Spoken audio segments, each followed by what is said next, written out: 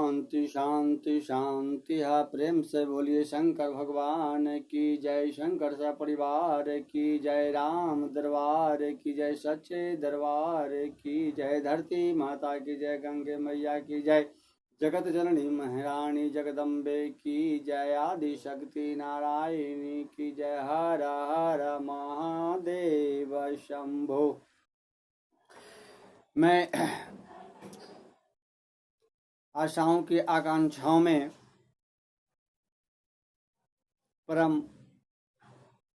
परमात्मा श्री शिव जी की अनुकंपा से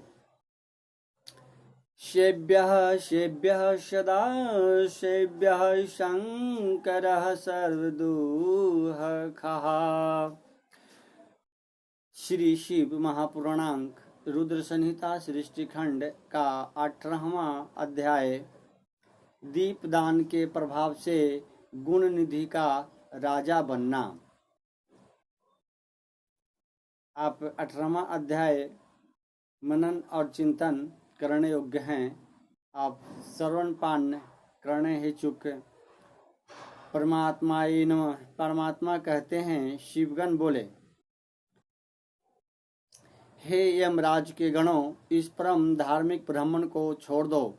यह ब्राह्मण दंड के योग्य नहीं है। इसके समस्त पाप भस्म हो चुके हैं। इसके अनंतर शिव पार्षदों के वचन सुनकर यमराज के गण आश्चर्यचकित हो गए और महादेव जी से गणों से कहने लगे।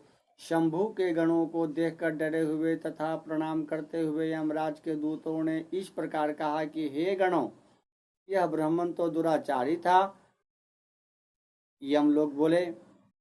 यमगण बोले, कुल की मर्यादा का उल्लंघन करके यह माता पिता की आज्ञा से परांग मुख्य सत्य शौच से परिभ्रष्ट और संध्या तथा स्नान से रहित था।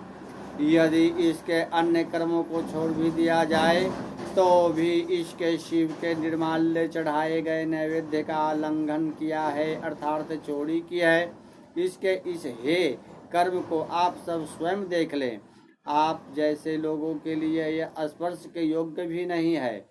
जो शिव निर्माल्य को खाने वाले, शिव निर्माल्य की चोरी करने वाले और शिव निर्माल्य को देने वाले हैं, उनका स्पर्श अवश्य ही पाप कारक होता है। विष को जानबूझकर पी लेना श्रेयस्कर है और अछूता का स्पर्श कर लेना भी अति उत्तम है, किंतु कंठगत प्राण होने पर भी शिव निर्माल्य का सेवन उचित नहीं है। धर्म के विषय में आप सब जिस प्रकार प्रमाण हैं, वैसे हम लोग नहीं हैं। हे शिवगण, सुनिए, यदि इसमें धर्म का लेश मात्र भी हो तो हम सब उसे सुनना चाहते हैं। यम के दूतों की इस बात को सुनकर शिव के पार्षद भगवान शिव के चरण कमल का स्मरण करके कहने लगे। शिव के सेवक बोले, हे यम किंकरो, जो सूक्ष्म शिव धर्म है, जिसे सूक्ष्म दृष्टि वाले ही जान सकते हैं, उसे आप अदृश्य सदृश स्थूल दृष्टि वाले कैसे जान सकते हैं। हे यमदूतों, पाप रहित इस यज्ञदत्त पुत्र ने यहाँ पर जो पुण्य कर्म किया है, उसे सावधान होकर सुनो। इसने शिवलिंग के शिखर पर रही दीपक की छाया को दूर किया और अपने उत्तरीय वस्त्र को फाड़कर उसने दीपक को वर्तिका बनाई और फिर उससे दीपक को पुनः जलाकर उस रात्रि में शिव के लिए प्रकाश किया। हे किंकरो, इसने उस कर्म के अतिरिक्त अन्य भी पुण्य कर्म किया है। शिव पूजा के प्रसंग में इसने शिव के नामों का श्रवण किया और स्वयं उनके नामों का उच्चारण भी किया है। भक्त के द्वारा विधिवत की जा रही पूजा को इसने उपवास रखकर बड़े ही मनोयोग्य से देखा है। अतः इन पुण्यों के प्रभाव से यह आज ही हम लोगों के साथ शिवलोक को जाएगा। वहां शिव का अनुगामी बनकर यह कुछ समय तक भोगों का उपभोग करेगा। तत्पश्चात अपने पाप रूपी मैल को धोकर यह कलिंग देश का राजा बनेगा, क्योंकि यह श्रेष्ठ ब्राह्मण निश्चित ही शिव का प्रिय हो गया है। हे यमदूतों, अब इसके विषय में कुछ कहने की आवश्यकता नहीं है। तुम लोग जैसे आए हो वैसे ही अति प्रसन्न मन से अपने लोक को चले जाओ। ब्रह्मा जी बोले, हे मुनिवर, उनके वाक्यों को सुनकर प्रांग मुख हुए समस्त यमदूत अपने लोकों को लौट गए। हे मुने, गणों ने यमराज से गुण निधि के उस संपूर्ण वृतांत का निवेदन किया और शिवदूतों ने उनसे जो कहा था वह समाचार आरंभ से उन्हें सुना दिया। धर्मराज बोले, हे गणों, तुम सब सावधान होकर मेरे इस वाक्य को सुनो। जैसा आदेश दे रहा हूँ वैसा ही प्रेम पूर्वक तुम लोग करो। हे गणों, इस संसार में जो श्वेत भस्म से त्रिपुंड धारण करते हैं उन सभी को छोड़ देना और यहाँ पर कभी मत लाना। हे गणों, जो श्वेत भस्म से शरीर को उद्धूलन करते हैं उनका सबको तुम लोग छोड़ देना और यहाँ कभी मत लाना। इस संसार में जिस किसी भी कारण से जो शिव का वेश धारण करने वाले हैं उन सभी लोगों को भी छोड़ देना और यहाँ कभी मत लाना। इस जगत में जो रुद्राक्ष धारण करने वाले हैं या सिर पर जटा धारण करते हैं उन सब को तुम लोग छोड़ देना, यहाँ कभी मत लाना। जिन लोगों ने जीविका के निमित्त ही शिव का वेश धारण किया है उन सबको भी छोड़ देना और यहाँ कभी मत लाना। जिन्होंने दंभ या छल प्रपंच के कारण ही शिव का वेश धारण किया है उनको सबको भी तुम लोग छोड़ देना, यहाँ कभी मत लाना। इस प्रकार उन यमराजों ने उनके सेवकों को आज्ञा दी, जिसको सुनकर उन लोगों ने कहा कि जैसी आपकी आज्ञा है वैसा ही होगा। ऐसा कहकर वे मंद मंद हंसते हुए चुप हो गए। इसका अर्थार्थ, सर्वे शृणुतं मदावाक्य सवधान्त्या गणा तदेव प्रीत्या कुरुत मत्स्याषणः पुरः सरम्। ये पुण्ड्रीधरा लोके विभूत्या गणा ते सर्वपरिहर्तव्यानेतव्या कदाचन उद्धूलन करा ये हि विभूत्या गणाः ते सर्वे परिहर्तव्यानेतव्या कदाचन। शिवभेषितया लोकेन किरणापि हेतुना ते सर्वे परिहर्तव्यानेतव्याः कदाचन। ये रुद्राक्षधरा लोके जटाधारणमेव मे ते सर्वे परिहर्तव्यानेतव्याः कदाचन। उपजीवन हेतोश्च शिववेशधरा हि हे ते सर्वे परिहर्तव्यानेतव्याः कदाचन। दम्भेनापि छलेनापि शिववेशधरा हि हे ते सर्वे परिहर्तव्यानेतव्याः कदाचन। दीप अर्थात यमराज अपने सेवकों को समझाते हैं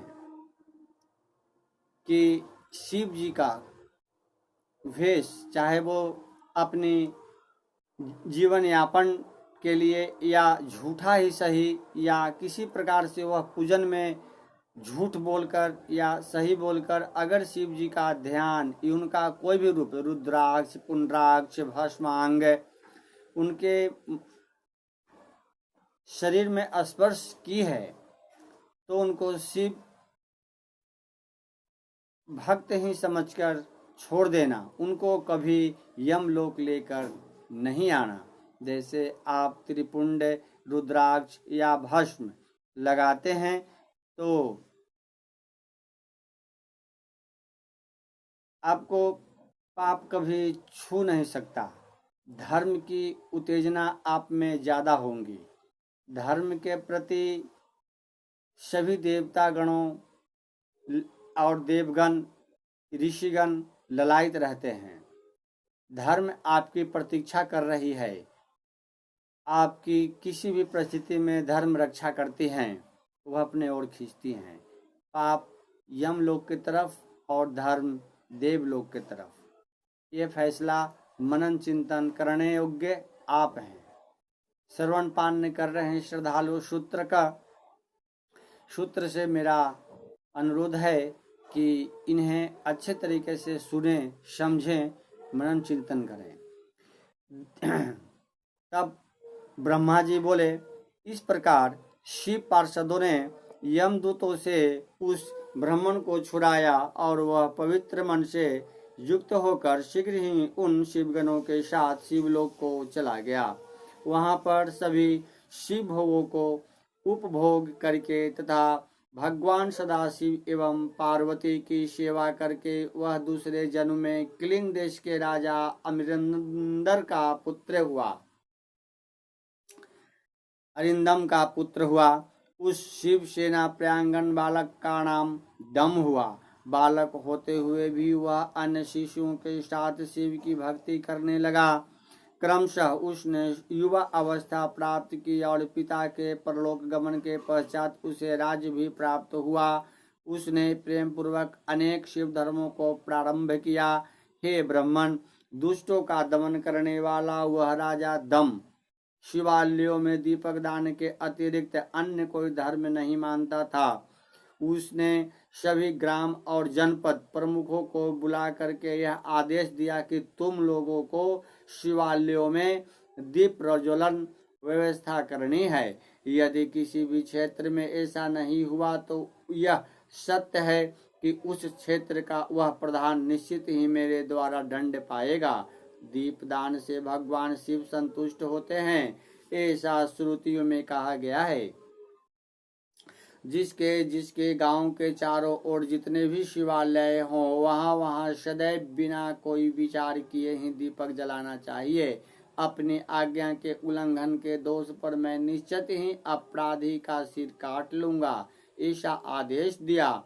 इस प्रकार उस राजा के भय के प्रत्येक शिव मंदिरों में दीपक जलाए जाने लगे।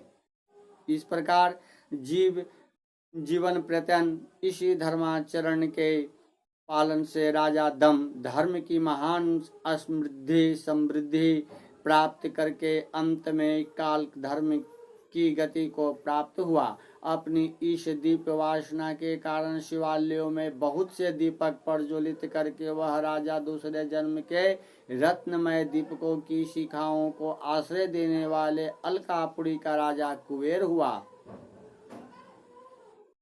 इस प्रकार भगवान शंकर के लिए अल्पमात्र भी किया गया धार्मिक कृत्य समय आने पर फल प्रदान करता है। यह जानकर उत्तम सुख चाहने वाले लोगों को शिव का भजन करना चाहिए। कहाँ सभी धर्मों के सदा ही दूर रहने वाला दीक्षित का पुत्र और कहाँ देवयोग से धन चुराने के लिए शिव मंदिर में उसका प्रवेश एवं स्वार्थवश दीपक की वर्तियों का जलाकर शिवलिंग के मस्तक पर छाए हुए अंधकार को दूर करने के लिए किया गया उसका पुण्य, जिसके प्रभाव से उसने कलिंग देश का राज्य प्राप्त किया और सदैव धर्म के अनुरक्त रहने लगा। पूर्व जन्म के संस्कार के उदय होने के कारण ही शिवालय में सम्यक रूप से मात्र दीपक को जलाकर उसने यह दिग्गपाल कुबेर की महान पदवी प्राप्त कर ली। और हे मुनीश्वर, देखिए यह मनुष्य धर्मा इस समय इस लोक में रहकर इसका भोग कर रहा है। इस प्रकार यज्ञदत्त के पुत्र गुणनिधि के चरित्र का वर्णन कर दिया, जो शिव को प्रसन्न करने वाला है और जिसको सुनने वाले भी सभी कामनाएं पूर्ण हो जाती हैं। गुण निधि के सर्वदेवमय भगवान सदाशिव से जिस प्रकार मित्रता प्राप्त की, अब मैं उसका वर्णन आपसे कर रहा हूँ। हे तात, एकाग्रचित्त होकर आप सुने। इस प्रकार श्री शिव महापुराणांक के अंतर्गत द्वितीय रुद्र संहिता के प्रथम खंड में सृष्टि उपाख्यान के अंतर्गत कैलाश गमन उपाख्यान में गुण निधि शतगति वर्णन नामक 18वां अध्याय पूर्ण हुआ। बोलिए शिव शंकर भगवान की जय। हर हर महादेव शंभु। यह कोई जरूरी नहीं है कि आप स्नान ध्यान करके ही निवृत्ति व्रत की पालन करें, अर्थात धर्म की पालन करने की इच्छुक कभी भी 24 घंटे के अंदर भी अपना उद्देश्य संपूर्ण कर सकते हैं। पूर्णतया तैयारी करनी चाहिए। धर्म ही एक है जिसके प्रति हम ललायत होते हैं। बोलिए आनंद कंद भगवान की जय। हर हर महादेव शंभु।